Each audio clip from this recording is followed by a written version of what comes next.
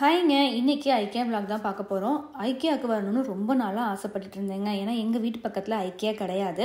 சரி இன்னைக்கு ஒஹாயோவில் இருக்கோமேன்னு சொல்லிட்டு இங்கே ஐக்கியா பக்கத்துலேயே இருந்தது, அதனால வந்திருக்கேன்.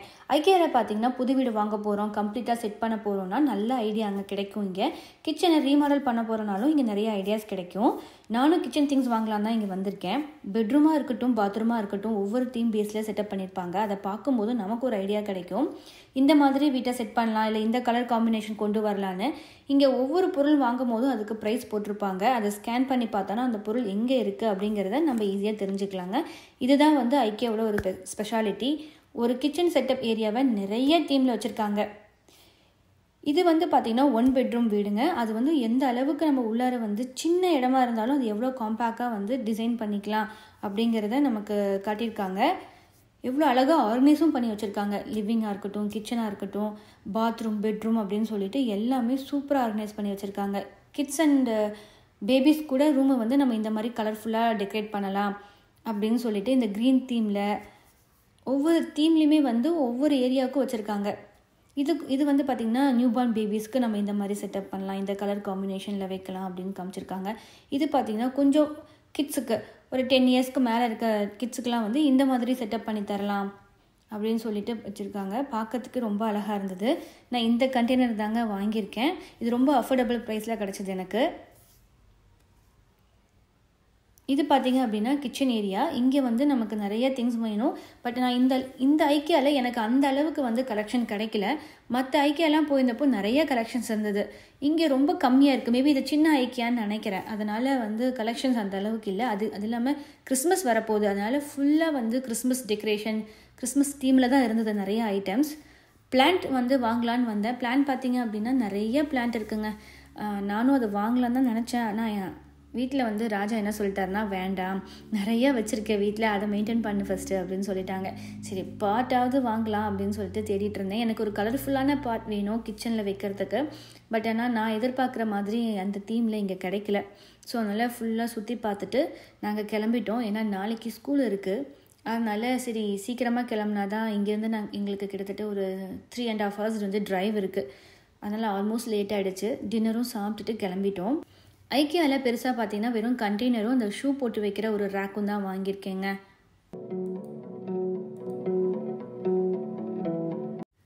இது next day Monday morning vlog. பசங்களெல்லாம் ஸ்கூலுக்கு அனுப்பிட்டு ஃப்ரைடேவே மோஸ்ட்லி நான் செடிக்கெலாம் தண்ணி ஊற்றிடுவேன். இந்த தடவை மறந்துட்டேன் கிளம்புற அவசரத்தில். அதனால் சரி மண்டே ஊற்றிடலாம், இல்லைன்னா செடியெல்லாம் வாடிடும். போத்தோஸ் பிளான்ட் அந்த அளவுக்கு மெயின்டெனன்ஸ் கிடையாது, அது பாட்டுக்கு வளர்ந்துடுங்க. ஸோ லோ மெயின்டெனன்ஸ் தான்.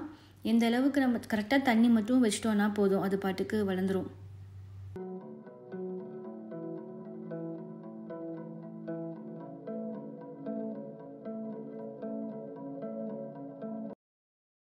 செடிக்கெல்லாம் தண்ணி ஊற்றும் போது தாங்க நோட் பண்ணேன், குட்டி குட்டி ஃப்ளைஸ் வந்திருக்கு. அதை க்ளீன் பண்ணாமல் விட்டுட்டேன் அப்படின்னா நிறைய ஸ்ப்ரெட் ஆகிடும். அதனால் சரி வினிகரும் வாட்டர் அப்புறம் டிஷ் வாஷர் லிக்விட் அதையும் மிக்ஸ் பண்ணிவிட்டு ஸ்ப்ரே பண்ணி க்ளீன் பண்ணிடலான்னு பண்ணிகிட்ருக்கேன். எதனால் வந்ததுன்னு எனக்கு தெரியல. வின்டர் ஸ்டார்ட் ஆகிடுச்சு. சரி குளிருங்கிறதுனால நிறையா ஃப்ரைஸ் வந்ததா இல்லை என்ன ரீசன் எனக்கு தெரியல. ஸோ அதனால் ஃபுல்லாக க்ளீன் பண்ணிடலான்னு சொல்லிட்டு பிளான்ட்டை தான் க்ளீன் பண்ணிகிட்ருக்கேன்.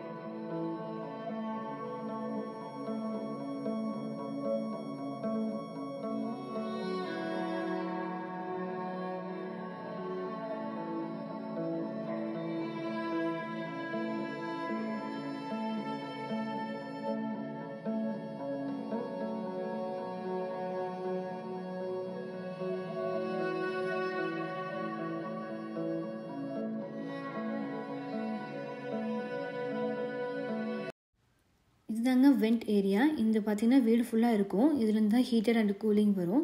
அடிக்கடி இதை க்ளீன் பண்ணிக்கணுங்க, டஸ்ட்டு சேராமல் பார்த்துக்கணும். குட்டி பசங்க இருக்கிற வீட்டில் பார்த்திங்கன்னா இந்த வெண்ட்டுக்குள்ளே தான் வந்து அதிகமாக திங்ஸ் எல்லாம் போடுவாங்க.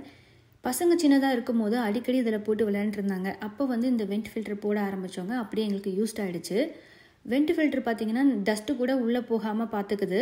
சப்போஸ் ஏதாவது நம்ம தவறி கீழே விழுந்த நெட்டோ இல்லை காயினோ பார்த்திங்க அப்படின்னா அந்த வெண்ட் போகும்போது இந்த டஸ்ட் இதுலேயே வந்து ஃபில்டர்லேயே வந்து இருந்துக்கும். நம்ம அழகாக அதை எடுத்துடலாம், உள்ளே போயிடாது.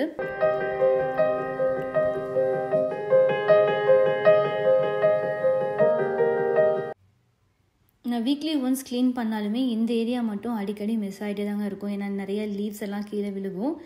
ஸோ எவ்ரி வீக் வந்து நம்ம க்ளீன் பண்ணிட்டா அந்த இடம் பார்க்கறதுக்கு நீட்டாக இருக்குங்க. எந்த பூச்சியோ இல்லை வேறு எதுவோ வராது.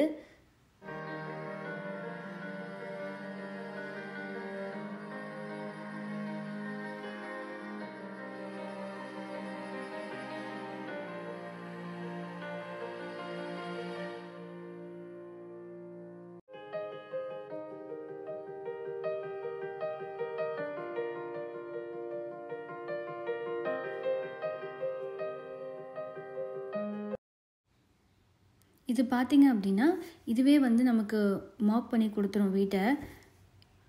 ஸோ ரொம்ப டயர்டாகிடுச்சு, அதனால் சரி இதை ஆன் பண்ணி விட்டுட்டேன். மோஸ்ட்லி இதை நான் ஆன் பண்ண மாட்டேன், நானே தான் மாப் பண்ணுவேன் வீட்டை. ரொம்ப டயர்டாக இருக்கிற அன்றைக்கி இதை ஆன் பண்ணி விட்டுருவேன். அதுவே அழகாக வந்து பார்டர் எல்லாத்தையும் க்ளீன் பண்ணிவிட்டு அப்புறம் நம்ம எங்கே மார்க் பண்ணுறோமோ அந்த இடத்தையும் நல்லா க்ளீன் பண்ணிவிடும். சம்டைம்ஸ் இது இருக்கிறதுனால எனக்கு ரொம்ப ஹெல்ப்ஃபுல்லாக இருக்கும். இந்த வீடியோ பிடிச்சிருந்தா மறக்காமல் சப்ஸ்கிரைப் பண்ணுங்கள்.